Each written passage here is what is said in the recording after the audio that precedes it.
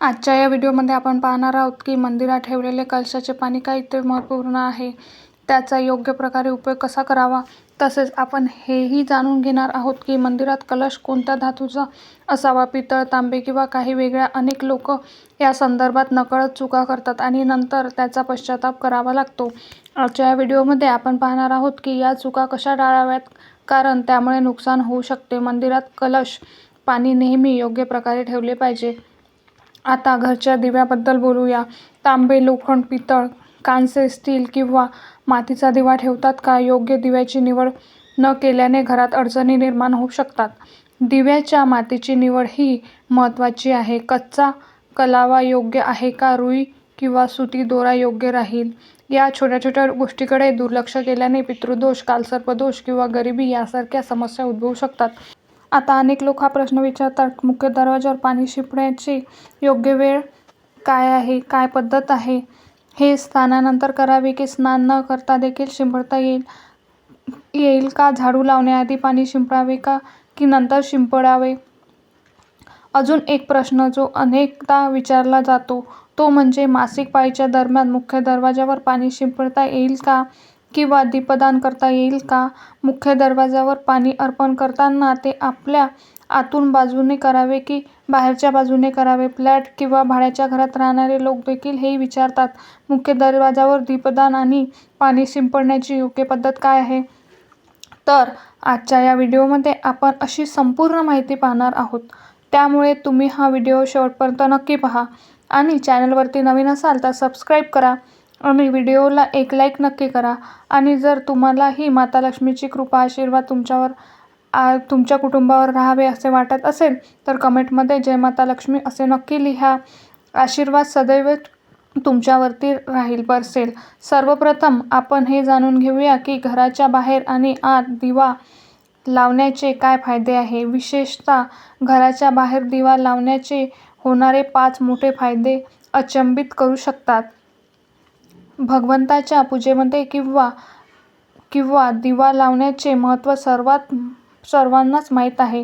हिंदू धर्मात देशी तूप किंवा मोहरीच्या तेलाचा दिवा लावणे अत्यंत शुभ मानले जाते. तसेच तिळाच्या तेलाचे दिवाही लावला जातो. पण भगवंतासमोर दीप लावणे केवळ पूजा करण्याचा एक प्रकार नाही, तर घरच्या आत आणि बाहेर लावण्याने अनेक प्रकारे फायदे होऊ शकतात. दिवा लावल्यानंतर केवळ सकारात्मक ऊर्जा निर्माण होत नाही, तर 5 मोठे फायदेही मिळतात. तर चला जाणून घेऊया. पृथ्वीवरील अंधकार दूर होतो. घरात दिवा लावल्याने केवळ घरातील अंधकार दूर होत नाही, तर तो नकारात्मक ऊर्जाही घराबाहेर टाकतो. जिथे दिवा लावला जातो तिथे सकारात्मक ऊर्जा वास करते. स्वाभाविक आहे की जिथे सकारात्मक ऊर्जा वास करते भगवंताची वास करतो. म्हणून संध्याकाळी होण्यापूर्वी दिवा लावणे शुभ मानले जाते. तेलाने जळणाऱ्या दिव्याचा परिणाम तो विझल्यानंतरही अर्धा तास टिकतो, तर शुद्ध देसी तुपाचा दिवा वातावरणाला सुमारे 4-5 तास सकारात्मक ठेवतो. नंबर 2, दिवा लावण्याचे वैज्ञानिक लाभ. जेव्हा घरात शुद्ध तूप किंवा मोहरीच्या तेलाचा दिवा लावतो तेव्हा त्याच धुरामध्ये घराच्या वातावरणात सात्विकता येते. हा धूर हानिकारक कणांचा नष्ट करतो आणि वातावरण शुद्ध बनवतो. नंबर 3, सुख समृद्धीचा वास. ज्या घरात भगवंतासमोर दिवा लावतो जातो तिथे माता लक्ष्मीची कृपा कायम राहते. अशा घरात समृद्धीचा वास असतो. दिवा पूर्व दिशेला ठेवल्यास व्यक्तीचे दीर्घायुष्य वाढते आणि उत्तर दिशेला ठेवल्यास संपन्नता वाढते. दिवा केवळ घरातील अंधकार दूर करत नाही, तर आपल्या जीवनालाही प्रकाशाच्या दिशेने घेऊन जातो. नंबर 4, आजार दूर करण्यासाठी मदत करतो. घरात दिवा लावल्याने आजार आसपास फिरकत नाही आणि कुटुंबातील सर्व सदस्यांना आरोग्य लाभ मिळते. विशेषतः जर दिव्यांसोबत एक लवंग जाळली गेली तर त्याचा परिणाम दुप्पट होतो. हे तत्वेशी संबंधित आजार दूर करण्यासाठी मदत करते. शुभ व्यक्तींना आकर्षित करते. सनातन धर्मानुसार ज्या घरात सकाळ संध्याकाळ दीप लावला जातो तिथे कधीही अंधकार राहत नाही. असे घर शुभ शक्तीचा आकर्षित करतो.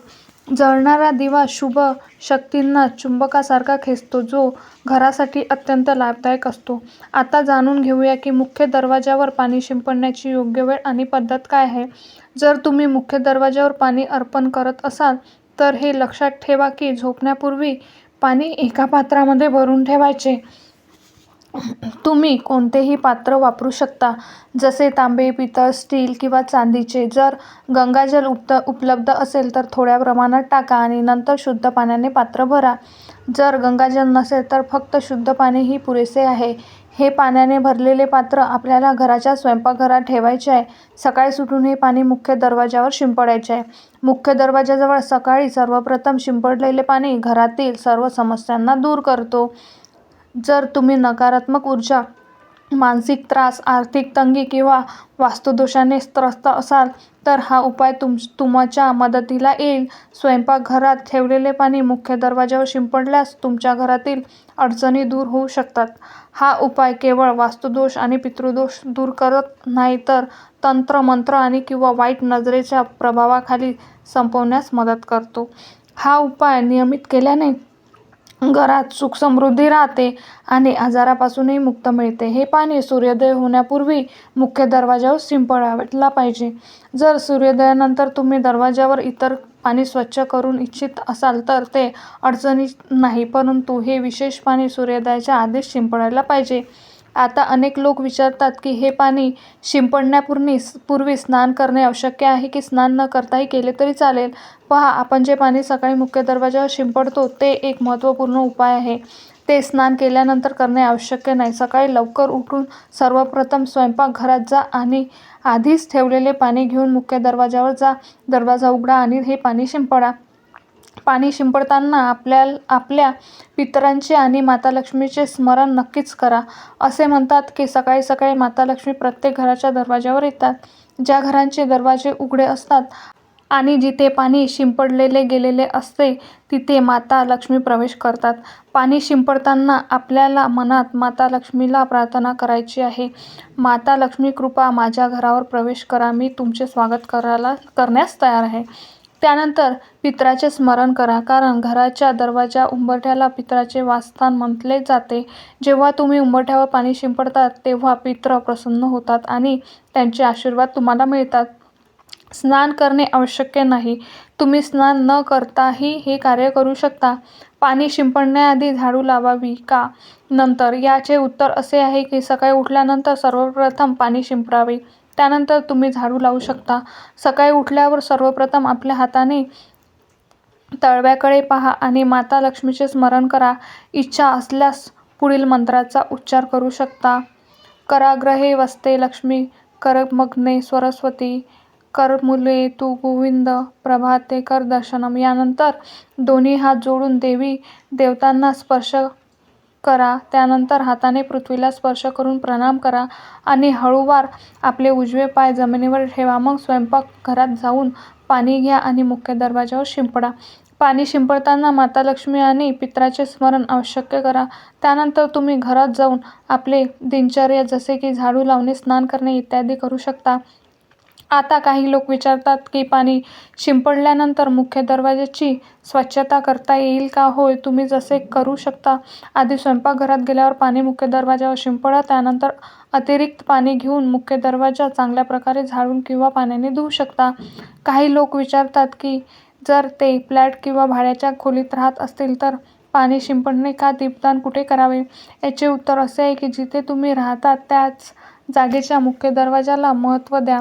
म्हणजे ज्या दरवाजावर तुमचे नाव लिहिले आहे किंवा नेमप्लेट आहे तिथेच पाणी शिंपडा आणि दीपदान करा.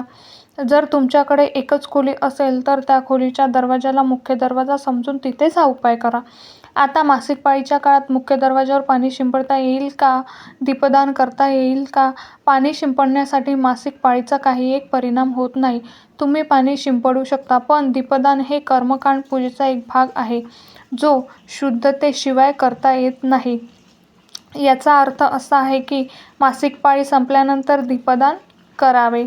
याशिवाय काही लोक विचारतात की मंदिरात पाणी ठेवणे आवश्यक आहे का आणि ठेवलेले पाणी काय करावे? तर शास्त्रानुसार घराच्या मंदिरात एक कलश पाणी ठेवणे खूप आवश्यक आहे. पाणी ऊर्जा साठवते. जेव्हा तुम्ही पूजा करता, मंत्र जपता किंवा देवाला प्रार्थना करता तेव्हा या सर्व ऊर्जेचा त्या पाण्यामध्ये समावेश असा होतो. याच कारणामुळे मंदिरात पाणी ठेवणे आवश्यक आहे. सकाळच्या पूजेदरम्यान एक कलश पाणी मंदिरात ठेवा आणि दिवा लावा. हे अग्नी आणि जलाच्या संतुलनाचे प्रतीक आहे. पूजेनंतर या पाण्याचा उपयोग शुभ कार्यासाठी करा, जसे की झाडांना किंवा घरात शिंपडणे. हे सकारात्मक ऊर्जा वाढवते. सकाळच्या पूजेदरम्यान आपण मंदिरात पाणी ठेवतो. दुसऱ्या दिवशी जेव्हा तुम्ही पूजा करायला जाता तेव्हा सर्वप्रथम त्या पाण्याचा उपयोग करा.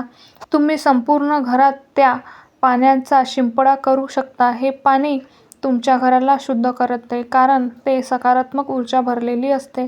त्यामुळे अनेक रोग दूर होतात आणि घरात सकारात्मक ऊर्जेचा प्रवेश होतो.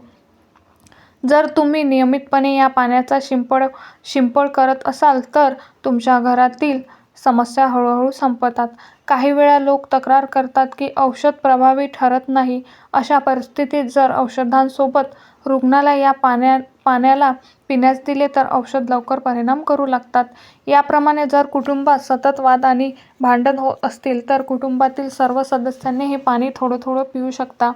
त्यामुळे हळूहळू सकारात्मक विचाराचा प्रभाव सुरू होतो आणि घरात शांती आणि समंजस निर्माण होते. जर तुमच्या कोणताही व्यवसाय किंवा दुकान असेल तर या पाण्याचा थोडा शिंपडाव तिथेही करा. हे तुमच्या व्यवसायाला यशस्वी बनवते आणि कोणत्याही अडचणीपासून वाचवते, कारण हे पाणी अत्यंत सकारात्मक ऊर्जेस भरलेले असते. आता समजून घेऊया की मंदिरात पाणी का ठेवले जाते. पाणी हे अमृत मानले जाते आणि ते देवी देवतांसाठी विशेष महत्त्वाचे असते. मंदिरात एक कलश पाणी ठेवणे तितकेच आवश्यक आहे जितके तुम्ही दररोज अन्न ग्रहण करता. जेव्हा आपण देवाची पूजा करतो तेव्हा तांबे किंवा पितळच्या भांड्यात एक कलश पाणी ठेवले पाहिजे. हे पाणी समुद्रासारखे असते आणि आपल्या जीवनातील सुख संपन्नता मदत करते. जर एखाद्या व्यक्ती देवाला दररोज अन्न अर्पण करू शकत नसेल तर तो मंदिरात एक कलश पाणी ठेवू शकतो, ज्यामुळे त्याची पूजा पूर्ण होते, जेणेकरून देव ते स्वीकारू शकतील आणि हे पाणी प्रसादाच्या रूपात तुम्ही ग्रहण करा. पण लक्षात ठेवा, मंदिरात ठेवलेले पाणी कधीही तुळशीला अर्पण करू नये, कारण हे पाणी सर्व देवी देवतांनी स्वीकारलेले असतात. जर तुमच्या घरी बाळकृष्ण किंवा राधाकृष्ण असतील आणि तुम्ही त्यांच्यासाठी एक कलश पाणी अर्पण करत असाल तर तुम्ही दुसऱ्या दिवशी म्हणजेच सकाळी ते पाणी तुळशीला अर्पण करू शकता. मंदिरात ठेवलेले पाणी दुसऱ्या दिवशी म्हणजेच सकाळी आपले डोळे धुण्यासाठी वापरावे. त्यामुळे डोळ्याची दृष्टी सुधारते आणि डोळ्याचे आजार दूर होतात. शास्त्रानुसार जे लोक मंदिरात एक कलश पाणी भरून ठेवत नाही त्यांच्या घरात अकाळ पडतो, घरची परिस्थिती बिघडते, कुटुंबात संकट येतात आणि गरिबीला सामोरे जावे लागते. तुम्ही इच्छित असल्यास एका कलश पाण्यात फुलं वगैरे घालून ठेवू शकता, जे खूप शुभ मानले जाते. मंदिरात ठेवलेल्या पाण्याचा आणखी एक उपयोग म्हणजे ते घरात स्वयंपाकासाठी किंवा पिण्यासाठी वापरले जाऊ शकते. हे पाणी तेव्हाच वापरले जेव्हा तुमच्या घरी सात्विक अन्न शिजवले जात असेल. जर लसूण किंवा कांद्याचा वापर होत असेल तर या पाण्याचा वापर स्वयंपाकासाठी करू नये. हे पाणी कुटुंबातील सर्व सदस्यांनी थोडे प्रमाणात पिऊ शकता. उरलेले पाणी तुम्ही घरातील झाडांना घालू शकता. हे पाणी व्यर्थ जात नाही. याचे अनेक उपाय जर आपण योग्य प्रकारे याचा उपयोग केला तर हे आपल्या जीवनातील अडचणी सोडवू शकते.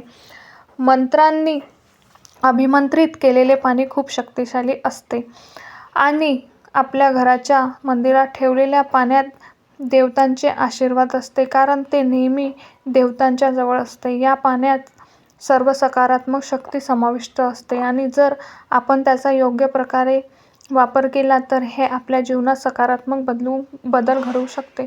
याचा अर्थ असा की जर तुम्ही हे पाणी पिण्यासाठी, स्वयंपाकासाठी आणि घरात शिंपडण्यासाठी वापरत असाल तर त्यामुळे आपल्या समस्या दूर होतात आणि जर कोणतेही कार्य नियमितपणे केले तर त्याचा नक्की फायदा आपल्याला होतो. कधीकधी केल्याने त्याचा परिणाम लगेच दिसणार नाही, पण जर तुम्ही नियमित केले की रोज याचा पाण्याने घरात शिंपडाव करायचा आहे. प्रत्येक घरातील सदस्यांना थोडे थोडे पाणी प्यायला द्यायचे आहे. उरलेले पाणी झाडांना घालायचे आहे, दुकानात शिंपडायचे आहे, व्यावसायिक ठिकाणी शिंपडायचे आहे, मुलांच्या पुस्तकावर आणि तिजोरीवर शिंपडायचे आहे. जर तुम्हाला नक्कीच चमत्कार दिसेल. याचप्रमाणे जे स्वयंपाकघरात ठेवलेले पाणी असते त्याचे काही थेंब तुम्ही तुमच्या घरात मुख्य दरवाजावर ठेवा तर त्याचा फायदा लवकर दिसून येईल. पण हे आपल्या दिनचर्येत समाविष्ट करावे लागेल आणि दररोज नियमाने हे कार्य करावे लागेल. तेव्हा याचा पूर्ण लाभ मिळेल. अनेक लोक विचारतात की मंदिरात ठेवलेले पाणी दुसऱ्या दिवशी घेतले असता त्यामध्ये कधी कधी किडे पडतात. जर आपण त्यावर झाकण ठेवू शकतो का? होय, तुम्ही पूजेनंतर त्यावर एक प्लेट किंवा वाटेने झाकू शकता. जेव्हा तुम्ही दुसऱ्या दिवशी हे पाणी उचलाल तेव्हा ते पूर्णपणे शुद्ध आणि स्वच्छ असेल. तुम्ही या पाण्याचा कोणत्याही कार्यासाठी वापर करू शकता. जेव्हा तुम्ही घराच्या मुख्य दरवाजावर पाणी शिंपडतात तेव्हा गणपती बाप्पाचे ओम गणगणपताय नमः हे मंत्र नक्की बोला आणि जसे आम्ही तुम्हाला व्हिडिओमध्ये सांगितले आहे व त्याचप्रमाणे समजून घेऊन आपल्या घराच्या मुख्य दरवाजावर पाणी शिंपडा. आता समजून घेऊया की दिवा कोणत्या धातूचा असावा. लोखंडाचा, तांब्याचा, पितळचा, कांसाचा, स्टीलचा किंवा मातीचा. शेवटी घरात कोणताही दिवा ठेवणे शुभ मानले जाते. जर चुकूनही घराघरात चुकीच्या धातूचा दिवा ठेवला गेला तर संपूर्ण घर अस्थिर होईल, कंगाल होईल आणि नाश होईल. पहा, स्टीलच्या दिव्यामध्ये पूजा केल्याने शनिदेव प्रसन्न होतात. लोखंडाच्या दिव्यात पूजा करू नये कारण यामुळे घरात गरिबी येते. बाजारात आकर्षित करण्यासाठी काचेचे दिवेही असतात पण चुकूनही घरात काचेचा दिवा आणू नका, नाहीतर राहू केतू तुमच्या घरात येऊ शकतात आणि घर उद्ध्वस्त होऊ शकते. काचेचा दिवा शनी आणि राहूला अप्रसन्न करतो. तांबे, पितळ आणि मातीचा दिवा धनाची देवी लक्ष्मीला आकर्षित करतो. घरात कोणताही अन्य प्रकारचा दिवा ठेवणे योग्य मानले जात नाही. पितळ आणि मातीचे दिवा शुभ आणि मंगलकारी मानले जाते कारण हे शनी, राहू आणि केतूला प्रसन्न ठेवतात तसेच मंगळ ग्रहाचा प्रभावही कमी करतो. कच्चा, कलाचा आणि रोहीने जळणारा दिवा सर्वोत्तम असतो. सुती दोऱ्याने हाताने बनवलेली वात नेहमी दिव्यामध्ये ठेवावे, याने गरिबी येऊ शकत नाही आणि कच्च्या कलाचा दिवा शुभ मानला जातो. आता समजून घेऊया की मंदिरात घंटी का वाजली जाते. शंकराच्या मंदिरात घंटी वाजवण्याचा उद्देश काय? टाळ्या का वाजवल्या जाते? शास्त्रानुसार जेव्हा तुम्ही मंदिरात किंवा घरात घंटी वाजवता तेव्हा शिवपुराणानुसार, लिंगपुराण आणि विष्णुपुराणमध्ये सांगितले आहे की घंटीचा नाद होतो. जितका तीर्थयात्रा आहे, जितक्या साधना केल्या जात आहे तितके जप आणि तप केले जात नाही आणि जितकी दाने दिली जाते आहे त्या सर्व पुण्याचे फळ त्या क्षणी तुमच्या खात्यात जमा होते. आता मंदिरात टाळ्या वाजवण्याचे महत्त्व अजून समजून घ्या. जेव्हा लोक भजन करत असतात, साधनेचा असतात, अभिषेक करत असतात, पूजेत मग्न असतात तेव्हा 3 वेळा टाळ्या वाजवल्या जाते. त्याचे संपूर्ण पुण्य आपल्या खात्यात जमा होते ज्यामुळे आपण भाग्य उजळते. एक महत्त्वपूर्ण गोष्ट म्हणजे घरात गरुड घंटीचा नाद करणे अत्यंत शुभ मानले जाते. पण मुलांना खेळ म्हणून घंटी देऊ नये कारण घंटीचा नाद करताना सर्वांचे पुण्य आपल्या खात्यात जमा होते. त्यामुळे घंटीचा नाद केवळ पूजा आणि भजनाच्या वेळेस करावे. याला खेळ किंवा खेळण्यासारखे न मानावे. मंदिरात घंटी वाजवण्याची पद्धत महत्त्वाची आहे. ती नेहमी प्रेम आणि श्रद्धेने वाजवलीच पाहिजे. जोरजोरात आणि अनेक वेळा लोक मंदिरामध्ये पटपट घंटी वाजवल्यामुळे त्याचा पाप लागते. जर भगवान मंदिरात विश्रांती घेत असतील तर त्यावेळी घंटी वाजवणे अत्यंत पाप मानले जाते. मंदिर बंद झाल्यावर घंटीला दोरी बांधले जाते जेणेकरून ती वाजणार नाही. घंटी वाजण्याचा सर्वात शुभ वेळ सकाळी 4 वाजल्यापासून 11 वाजेपर्यंत असतो कारण हा काळ अत्यंत मंगलकारी असतो. याशिवाय संध्याकाळी 6 वाजल्यापासून रात्री 11 वाजेपर्यंत देखील घंटी वाजवली जाऊ शकते. रात्री 12 वाजल्यानंतर मंदिराचे पट बंद केले जाते आणि देवी-देवता विश्रांती घेतात. त्यावेळी घंटी वाजवणे पुण्याऐवजी पापाचे कारण बनू शकते. तर हा महत्त्वपूर्ण व्हिडिओ तुम्हाला कसा वाटला? व्हिडिओ आवडला असेल, व्हिडिओतील माहिती उपयुक्त वाटली असेल तर व्हिडिओला एक लाईक नक्की करा आणि चॅनल सबस्क्राईब करून आम्हाला प्रोत्साहित करा. आपण सर्वांनी हा व्हिडिओ पाहिल्याबद्दल आपले मनःपूर्वक आभार. आपण सर्वांना धन्यवाद. श्री स्वामी समर्थ. जय माता लक्ष्मी.